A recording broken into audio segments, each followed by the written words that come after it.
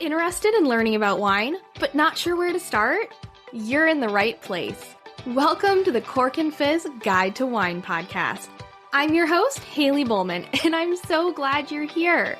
I'm a wine enthusiast turned wine educator and founder of the Seattle-based wine tasting business, Cork and Fizz. It is my goal to build your confidence in wine by making it approachable and lots of fun. You can expect to learn everything from how to describe your favorite wine to what to pair with dinner tonight, and so much more. Whether you're a casual wine sipper or a total cork dork like myself, this podcast is for you. So grab yourself a glass and let's dive in.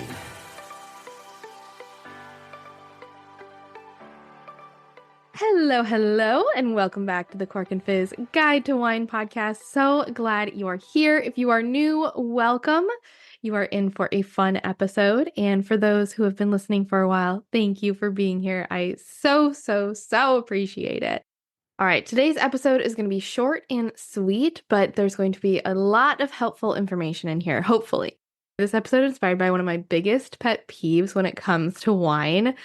And this is I couldn't come up with a better name for this, but like fancy furniture or fancy storage for wine in the wrong spot. So let me explain. It is one of my biggest pet peeves when we're like watching a show. I love to watch all those like House Hunters or any of those, where they're touring homes and things like that, and you see these beautiful homes and they, clearly you're going to need some money to be able to own this house. And then you go into the kitchen and they're like, yes, we have this beautiful built-in wine storage right above the oven here. I'm sorry, what? Why? First of all, is there shelving for wine in the kitchen in the first place? That is not a place we're going to store wine. And we're especially not going to want to store it above the oven when it gets hot. No. Like, I don't care how pretty it looks. That is not where we put our wine. And then you have these beautiful storage, places that you're supposed to put in your dining room or your living room. And again, unless you're one of the lucky few that can keep your house at a constant 65 degrees and maybe that's not even lucky in the winter. I want it up higher than that in the winter. But those are not good places. Or I'm imagining there's a window in your dining room or your living room, probably a big one. And we don't want the wine to see that window. That's bad, all right? So all that fancy furniture, all that, you don't need it. And that's why it's one of my biggest pet peeves is it's made to seem like this is what you should strive for. Or you should go for this fancy storage and this and this. And when really what your wine wants is a cold, dark, constant temperature place, likely where all the buggies hang out. So we're going to talk about today just a couple things to be on the lookout for and where you should be storing your wine. I also recently hosted a virtual tasting party where I was asked how much wine I had and I had to try to make a guess and I don't even know if I was right. And then I mentioned that I have wine in offsite storage. And not a lot of people had heard of that before. So I thought it would be good to dive into what that is. And just in case that's something that would interest you if you want to store wine long time. Just a quick reminder, if you are not on my mailing list yet, what are you waiting for? I would love for you to join. When you do, you'll get a free shopping guide that has 15 of my favorite wines under $15. Head to corkandfizz.com, scroll down to the bottom, and there'll be a little section where you can join the mailing list. I send out a weekly newsletter filled with wine tips, recommendations, special offers, and so much more. Now, let's get back to the show. Okay, so let's dive into it. We're going to start with just the basics. What are the things that you should be thinking about when storing your wine? So first, you want to aim for a place that has a cooler temperature. The ideal temperature range for storing wine is between 45 and 65 degrees Fahrenheit or 7 to 18 degrees Celsius. One of the best, the perfect temperature that has been said is 55, but I wouldn't worry too much. One of the other things here is that even more importantly than the temperature being between 45 and 65 is more so that it stays at a constant temperature. It's the temperature fluctuations that cause problems. If you want to learn more about what these problems are that they cause, I actually did an episode a little while back on different wine flaws, and I dove into what these different conditions can cause in your wine and what that flaw is. So go check out that episode. I don't know what number it is off the top of my head, but we'll link it in the show notes for you. Another thing to keep in mind, so we want a cooler temperature. We also want it to be dark. We don't want sunlight. We don't even want fluorescent light as much as possible. So just thinking about those two things, cool temperature, dark, we've already taken out pretty much everywhere in your house, right? Unless you live in a cave. Like, you cannot be near a window. It cannot be anywhere that it gets warm. It can't be anywhere where there's going to be any sort of sunlight or even fluorescent light happening. The last couple things, you want the area to be slightly humid if possible. You basically don't want it to be super dry. This is actually why the fridge is in a good spot. One, because the fridge is too cold. There's also a light bulb in the fridge that goes on and off all the time.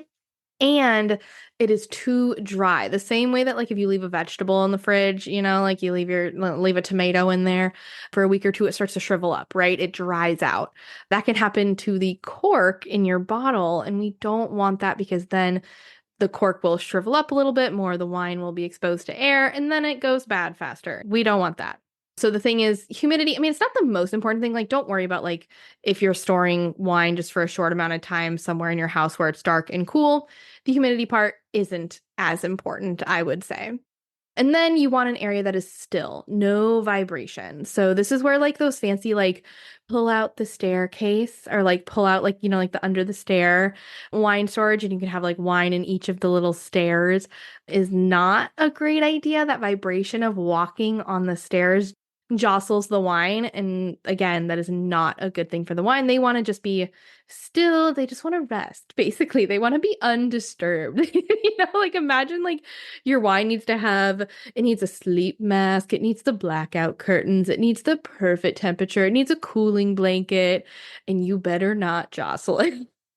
Like that is your bottle of wine. That is exactly what it wants. Okay. And lastly, if the wine has a cork in it, you need to store it on its side. It cannot be standing up. It's actually the reason why, if you've ever heard somebody say, I'm going to lay this bottle down, they mean it. They're literally going to lay it down because you need some of the wine to be in contact with the cork while you're storing it so that it doesn't dry out as easily.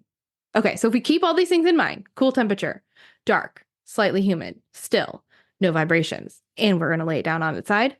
We've now taken out the kitchen as an option, hot, changing temperature, lights on usually in there. And then if a lot of people, I've seen people store wine on top of their fridge, the fridge also vibrates a lot. That's bad. We don't want to do that. And then you don't want it in the fridge. Remember, dries out the cork, and there is a constant light bulb that goes on and off every time you open it. Fancy shelving or furniture or whatever in the dining room or living room. As long as those rooms have windows and you don't keep your house at a cool 45 to 65 degrees year round, yeah, that's going to be a no-go as well. So where, you're like, Haley, great, all these places I can't put my wine, where can I put it?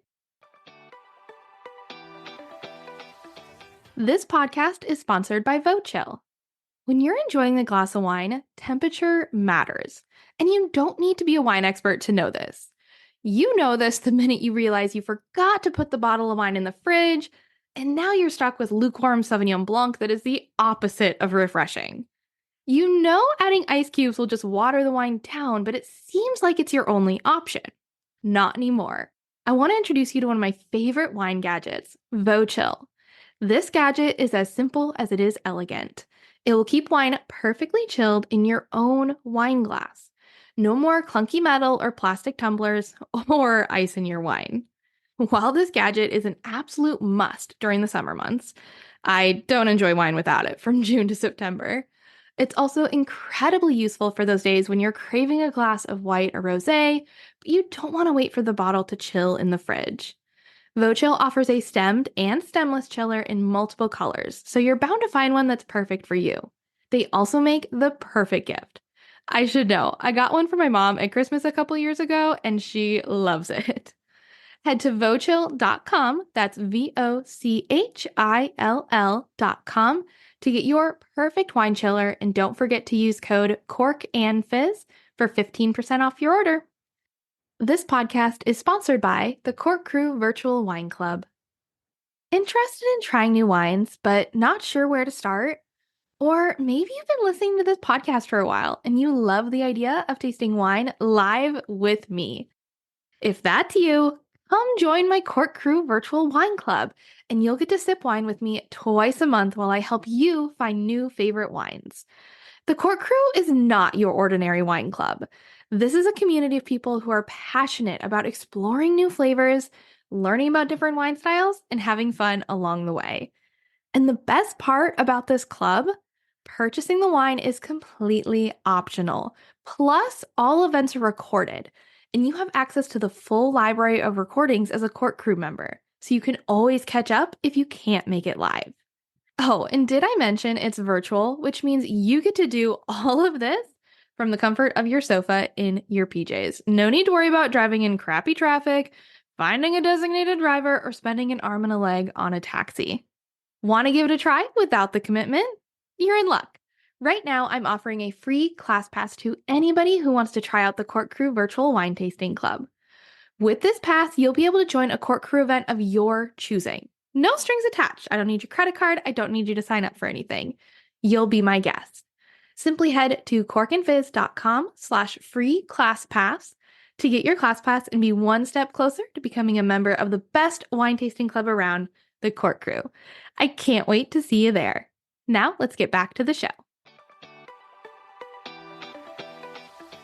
You do not need anything fancy. You absolutely don't need a wine fridge unless you're looking to store wine longer than I'd say like a year. So if you're looking to just like buy a couple bottles of wine to have whenever and like you never really hold on to a bottle longer than a year, you could easily get away with not having a wine fridge or, fancy cellar situation. The places where you're going to want to store your wine if you're storing it for less than a year. So again, think cold, dark, maybe a tad humid still.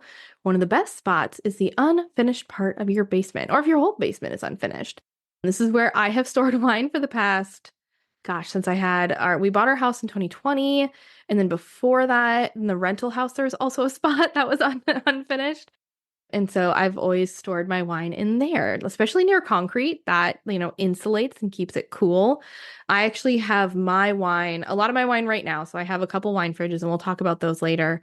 But most of my wine is in these like shelves. Well, they're cabinets that have shelves in our laundry room.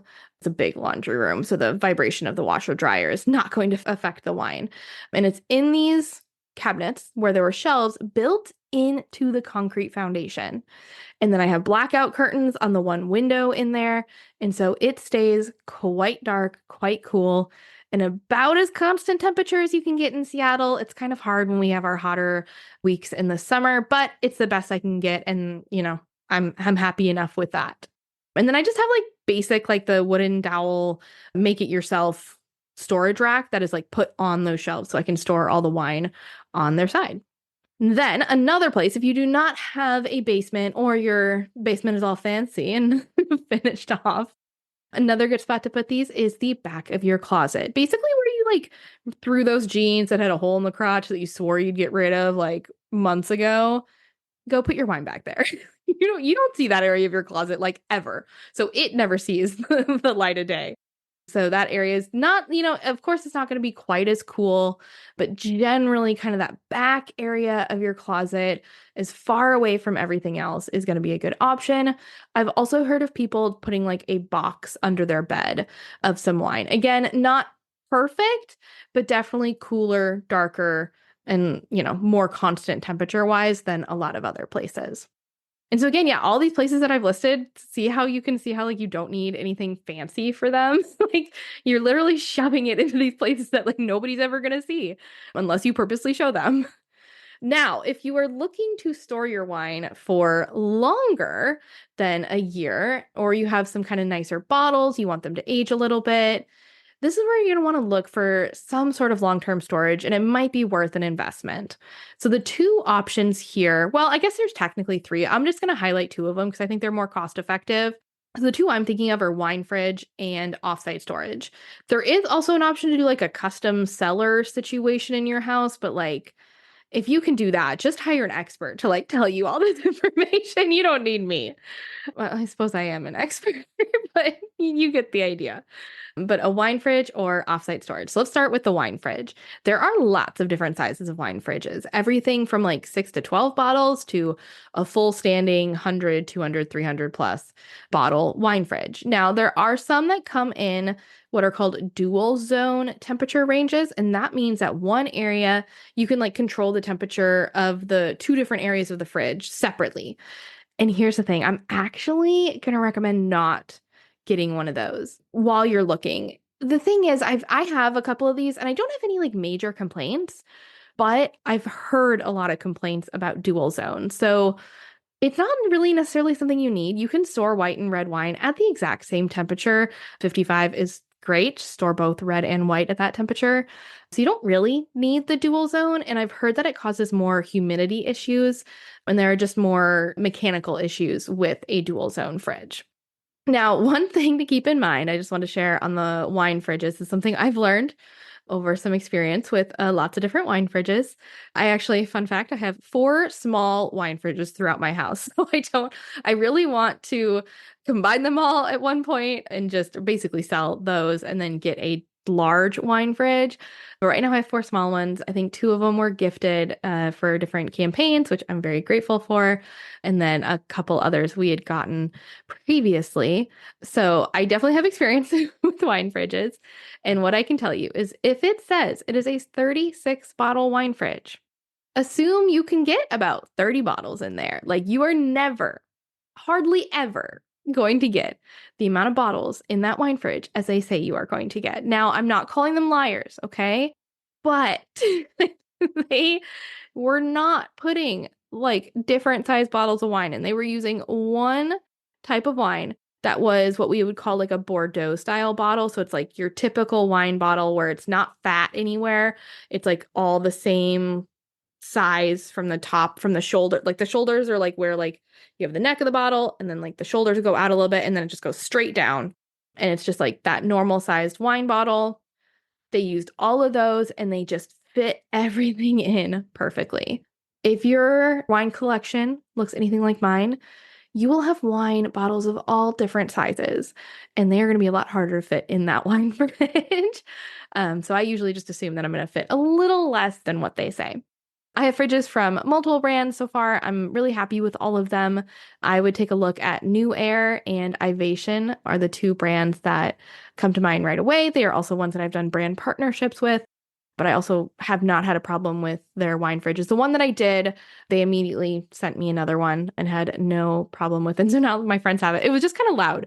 There was like something wrong in it that it made like this buzzing. And they're like, great, we'll put it in our basement. We don't care. So worked out for the best. Okay. Last thing here is talking about offsite storage. So again, if you're looking to store wine longer term, longer than a year, you might want to look into offsite. And what this basically means is that you are storing your wine outside of your house. Also, a lot of apartment complexes are starting to offer this, and I love it because in your apartment, there's not going to be a lot of room to store wine. And so instead, the apartment has like situated a special spot to store your wine. And basically what this is, a place to store wine outside of your house that hopefully, if it's a good one, it should have the right temperature, the right humidity, and the right lighting for your wine. Like this should be perfect storage. Like when you look up ideal conditions to store wine, that should be that storage space because you are literally paying them to put your wine in that place. So it better be perfect. I use here in the Seattle a place called the 47. I pay $300 a year for a 12 case locker, and a case is 12 bottles of wine. So I can fit up to 144 bottles of wine in my locker at the 47. They have, so, if you go on their website, you'll see they talk about, we keep it at a constant 55 degrees Fahrenheit. There's that perfect temperature. We have a relative interior humidity between 60 to 65%. Again, that's that perfect humidity. And then it's completely below ground, does not have any windows, and all the lights are on timers so that nobody can leave a light on and you would have the wine in contact with light for too long. And the nice thing is, once you have everything there, you store it and you leave it. That's one of the things that I like about this is like, especially if I'm trying to age wine longer than a year or two, I'm going to need to forget about that if I'm going to actually do that, right? Because otherwise I'm going to want to go dig into it and drink it. So this is the best way to do that. This is like a great reminder. I do need to go check on it. It's probably been like a year and a half or two since I've seen that wine. So, just like want to go check in on it. Maybe bring a few bottles with me to to store to trade out maybe. But yeah, and the nice thing is here, you can also have the wine delivered directly there a lot of times instead of to your home if you have a hard time with not being home when you have to sign for it. A lot of places offer that as an option. And you typically have like a little key card or something where you can go in and out whenever. Some of them have specific hours when you need to visit, and some of them are just 24/7. Just, swipe your key card and you can go in and go get your wine. Okay, final notes on storing. If you have a lot of wine, I recommend tracking it either in like Google Sheets or an app like Cellar Tracker, though this is an example of do as I say and not as I do, because I used to do this and admittedly, I fell off the wagon and just like I ended up with like so much wine that would get backlogged and I'm like, no, no, no, I need to wait until I have time to like enter it into my computer and then I'll put it away. And that just didn't happen and I just needed to get it put away. So I'd love to get back to this. Maybe one day when I just have like a full day off, I'll just like go dive into the wine cellar and, re-record everything. It's just really nice to see because in that way it's hard. You might forget you had a certain wine and if you have a lot of wines and you're trying to drink them before they, go bad, this would be a good way to do it. Another thing that I recommend now, remember, we are storing all of our wine on its side, and typically you store it, on its side with the top of the bottle facing out. So you can't see what is on the label of the wine. And so I've gotten these, they're called bottle tags, and I just get them off Amazon and they hang off the bottle. You just put them on the neck of the bottle. But before you do that, you write down on the tag, like what kind of wine it is. So a lot of times I will put like the vintage at the top. And then I write the region that it's from, the type of wine, either the variety name or the name of it, and then the producer at the bottom. And then I go ahead and put that on the bottle, and then I can put that bottle in the storage rack, and then I can see without having to pull the bottle out what type of wine that is. It's also a great way. I've heard of people that do different things. I think this is genius. And again, I need to do it, but I haven't, is to go in and like label the wines with like little stickers. So like red is like don't drink, let this age, and like yellow is like maybe this is for like special occasions, and then green is like yeah, go ahead, drink this whenever. I think this is perfect especially for like couples where one of them is like one of you is like me where you are very into wine and you kind of have an idea of when to drink each of the wines, and one of you is like my husband who just enjoys a good bottle of wine every once in a while. And so when he wants to go grab something when I'm not home, he would know to grab like the green stickered ones, rather than I mess up with the yellow or red. But I think that's such a fun idea. And then finally, if you do have a lot of wine, organizing the wine, I think is a great idea. Again, do as I say, not as I do. Things have gotten a little messy, but I still do try to organize by region. So I stick the wines together, from Italy, from the US, and then from the US, I break it up into like California, Washington, other areas. You could also do it by variety if you like to do that instead, but I found region to be the best way. Okay, what other questions do you have about storing wine? I hope I answered a lot of things for you, but if you have other questions, please reach out. Email me, Haley@corkandfizz.com, or message me on Instagram @corkandfizz. If you know a wine lover in your life that would enjoy this episode, please share it with them. Or you can always just take a screenshot while you're listening right now and then share that screenshot on social media and tag @corkandfizz in it. I would really appreciate it. Don't forget to subscribe so you never miss an episode. I release new episodes every Wednesday. We've been doing this for over a year and we're still going strong. We got this.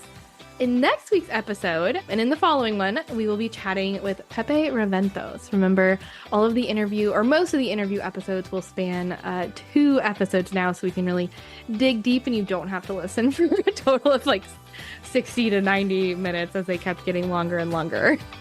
Pepe is a 3rd-generation winemaker at Reventos y Blanc in Spain, but his winery has a much longer wine growing tradition that goes back 21 generations. That is one of the longest wine growing traditions in the world.